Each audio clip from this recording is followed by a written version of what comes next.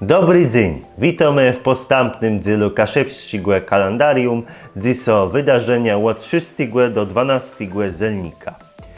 6 zelnika 1899 urodził się Leon Wysecki, szkolny, przed 1939 dyrektor polskiej szkoły w Ługoszcze, Płetbytowa, wtedy w granicach Niemców. 7 zelnika 1914 urodził się Felix Marszałkowski, kaszebski dziejusz, redaktor z Rzeszy Kaszebskiej, współrobotnik Aleksandra Majkłewskiego.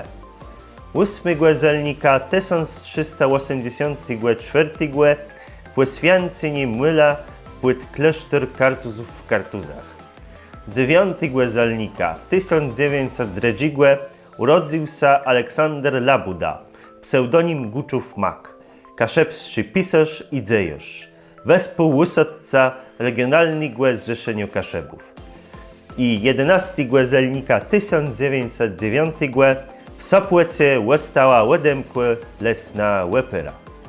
To już wszystko na dziś, do usłyszenia.